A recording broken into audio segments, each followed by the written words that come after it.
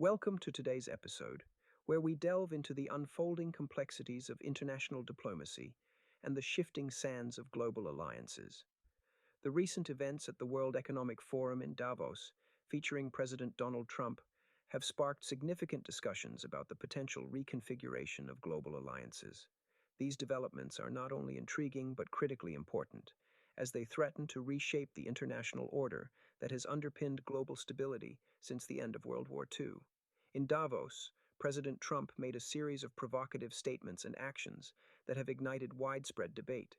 His criticisms of NATO allies for their roles in Afghanistan, dismissive remarks about Canada's sovereignty, and threats of tariffs against nations like Switzerland and Denmark, all presented in a high-profile global setting, have raised questions about the reliability of the United States under his leadership.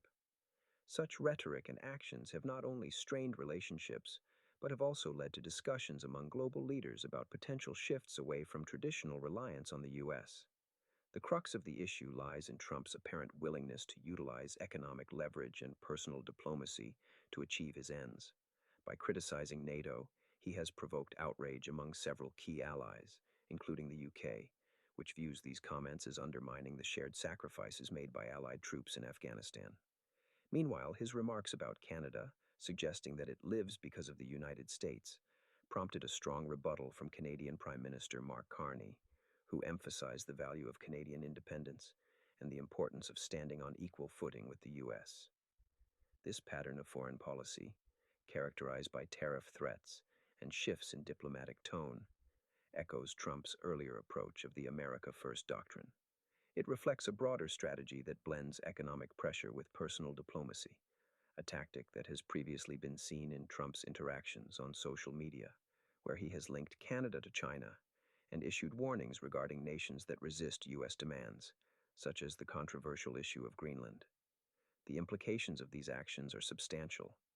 Economically, the threat of tariffs could disrupt trade flows with key partners, exacerbating issues such as inflation and global supply chain instability at a time when the world's economy remains fragile. Diplomatically, the creation of Trump's Board of Peace, which raises suspicions as a possible rival to the United Nations, suggests a unilateral approach that could alienate allies and disrupt existing multilateral frameworks crucial for maintaining global peace. As we consider these developments, it's important to recognize the historical context. Trump's return to power has intensified these tensions and builds on his previous term's trade wars and unilateral policies.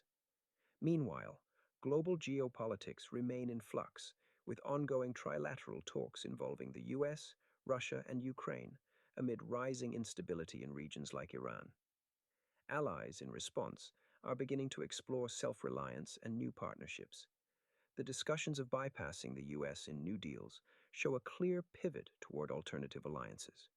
If these trends continue, the implications could be profound.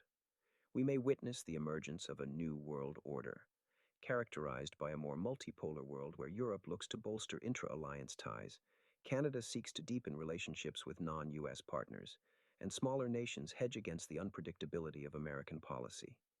Such a shift could undermine NATO's cohesion, embolden adversaries like Russia and China, and lead to fragmented trade blocs that further complicate global trade dynamics.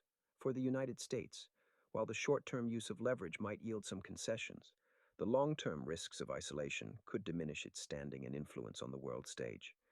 This situation prompts a need for domestic reflection on the consistency and direction of U.S. foreign policy moving forward. The challenge for American leaders will be to navigate these complexities while maintaining the country's role as a global leader and ally. As we wrap up today's discussion, it's clear that the ripple effects of these developments in Davos will likely shape international relations for years to come. The debates and decisions being made now among world leaders are pivotal. They serve as a reminder of the delicate balance required in global diplomacy, where words and actions have the power to either bridge divides or deepen them. As always, we'll continue to monitor these events closely, bringing you in-depth analysis and insights to help you understand the ever-evolving landscape of global politics. Thank you for joining us today. Stay informed, and until next time, take care.